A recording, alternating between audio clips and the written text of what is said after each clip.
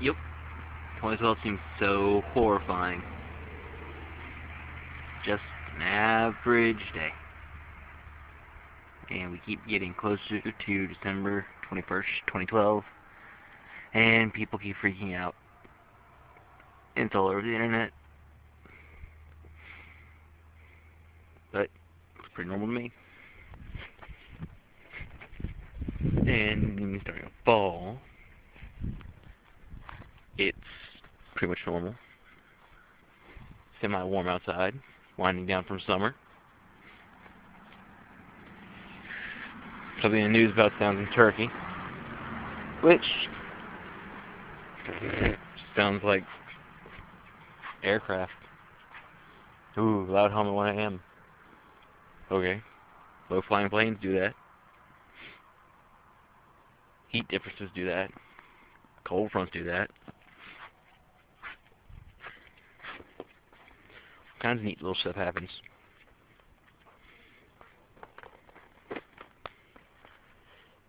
You know,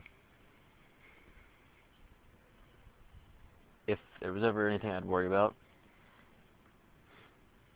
it'd be about paying bills or doing something normal, like an average person. Because either way, if you worry about it, it's just going to happen anyways if it's going to happen. But no one wants to believe the fact that the mind just created a calendar. Yeah, just a calendar. I mean, think. We created a calendar that ended a certain date in the future. Say I printed out a calendar for, let's say, the year, I don't know, 3000 or something. Made it out of something that's going to last forever, for a long while, like stone. You know, put it up in a temple somewhere, out of reach of rain and weather. And, you know, it's like every other calendar I have, except this one's going to last. Guess what? It don't mean nothing. At the end of the calendar, you hit December 31st, what do? You go to the next calendar. Well, simply, we didn't have another calendar for the Aztecs, or Mayans, or Incas, or whichever one you want to go off of. They just did a calendar based off what they believed was mathematically correct, which they believed in a cyclical system, from what I've read, seen, heard, watched. I guess that's what I've seen. But it's cyclical. I don't know if you know what cyclical means, but it's a cycle. Now, it's going to start over. It doesn't mean the end of anything. It just means that they were able to uniquely identify each day up until that day when it starts over. It's kind of like people. You only have so many names so you can run out. Tom, Dick, Harry, John, Lloyd, and it just keeps going. The list goes on and on and on. And essentially they just gave every day its own special identification. Well, after a while, they just kind of ran out of ideas and said, okay, we're stopping it here. And, but they have it set up before they were even existed. Well, I believe that people have to come from somewhere, so they had to exist before, and they figured that their history comes from somewhere, so they'd figure, mathematically, how to go back and do it. And of course, you're all going to believe this, that you see in the world and all that good crap, and that they were some masterminds. But you got to think, these are the same people that also were warlike tribes.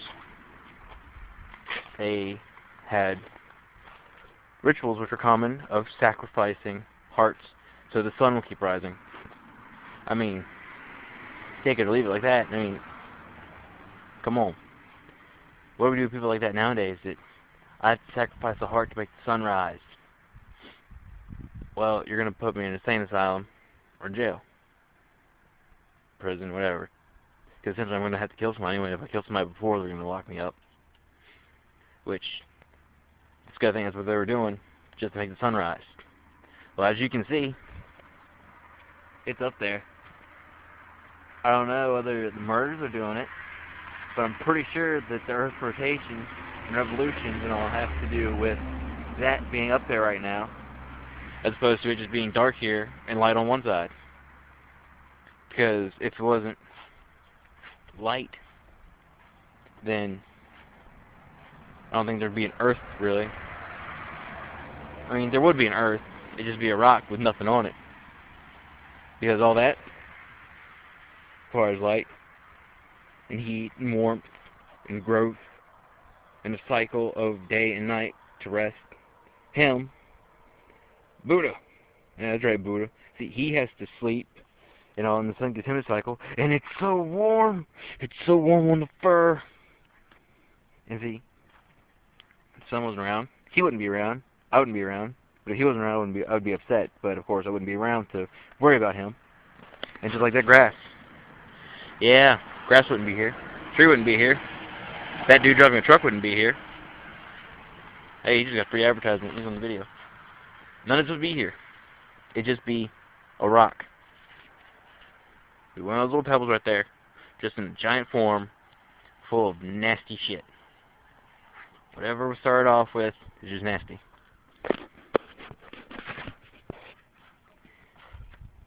The world ain't gonna do nothing, as far as I can tell.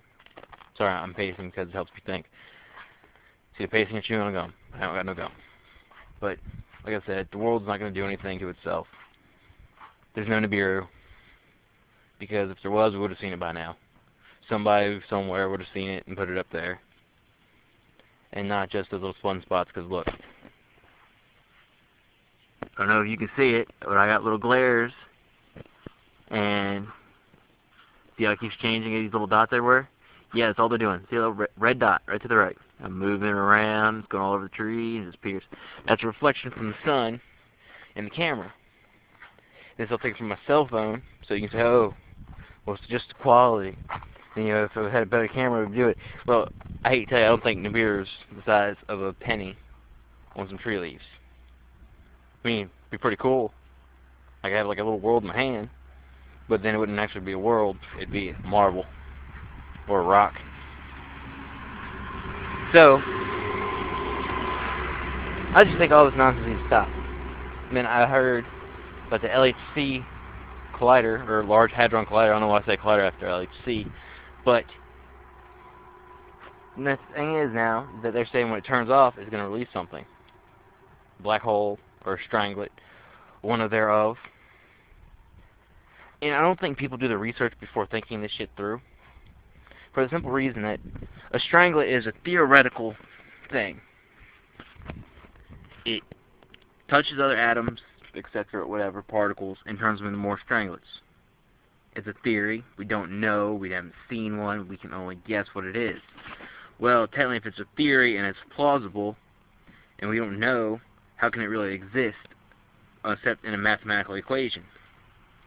Now think, even if it's being held in place, the air is full of particles, atoms, whatever, no matter what. There is no sterile environment from these little itty-bitty things.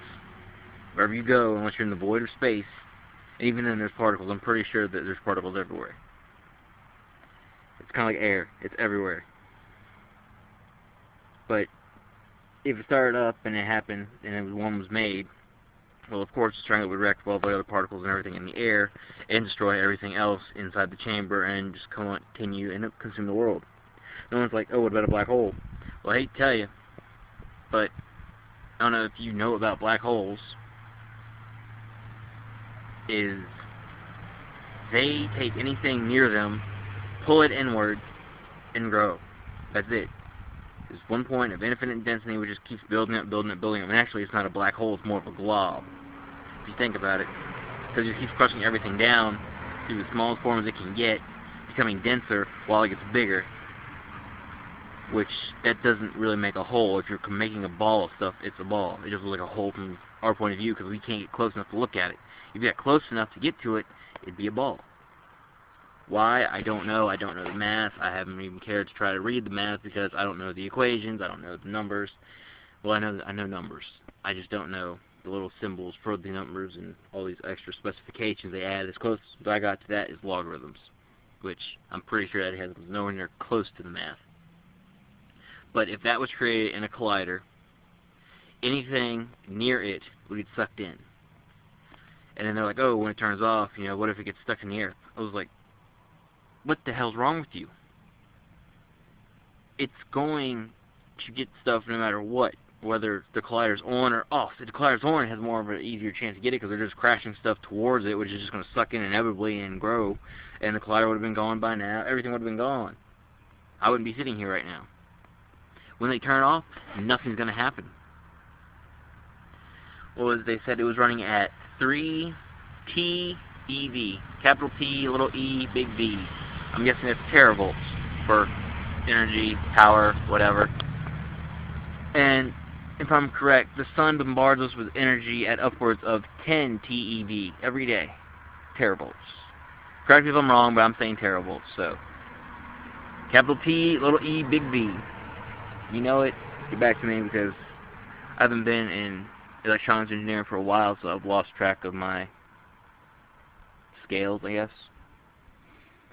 But all this stuff happens every day on a daily basis. We get pounded with these energies, and all these particles get thrown at us so fast from all over the universe, and nothing has happened.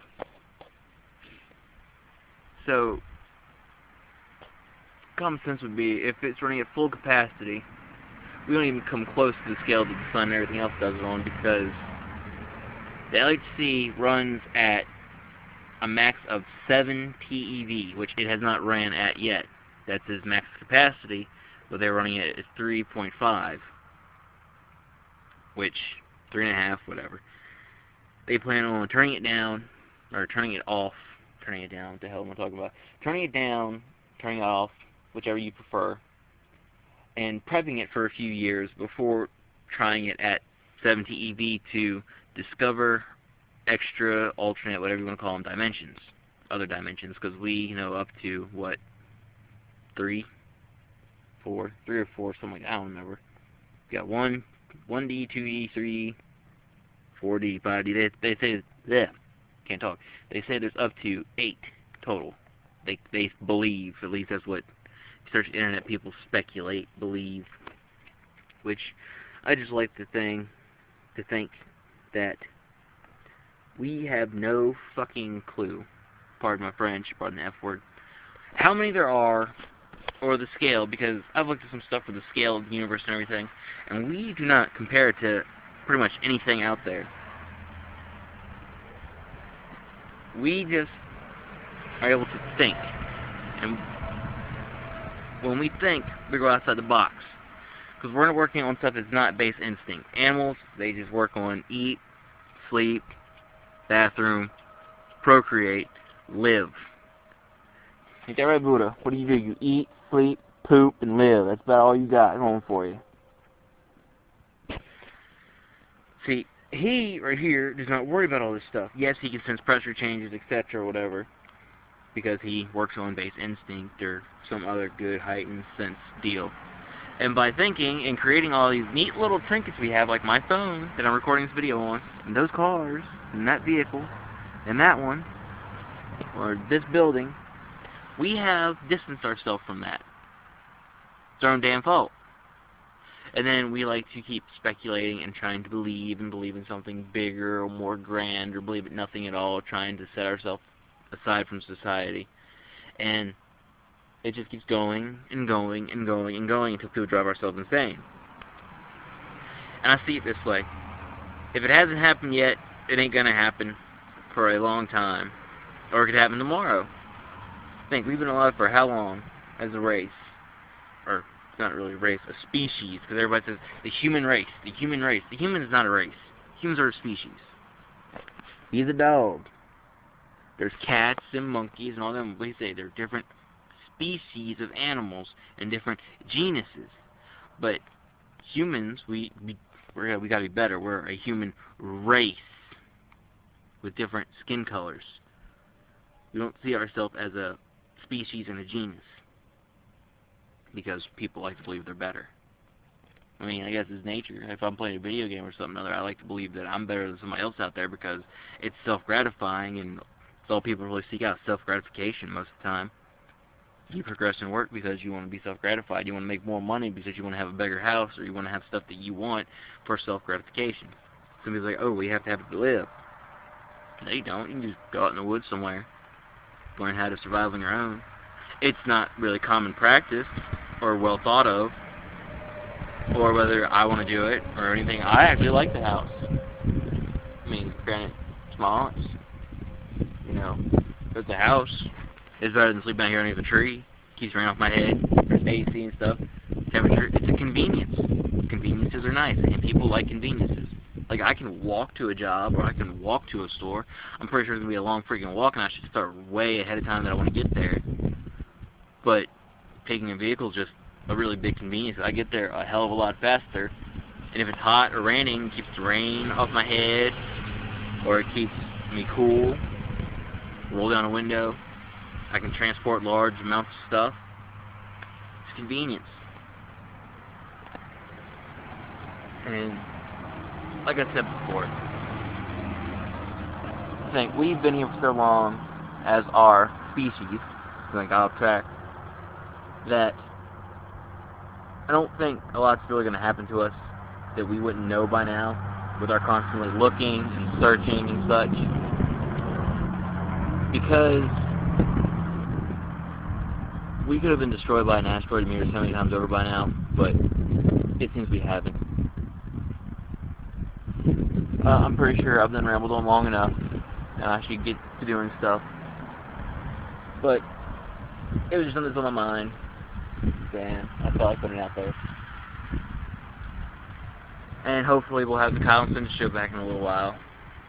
I know I might do on YouTube or something, not YouTube, Skype or something, and record both video chats, maybe AIM, or some verification. Actually, not verification, shoot. Some software thereof. Yeah, sorry, when I get around, I can't think. But keep a lookout, and see you guys later. I won't see you, you'll see me.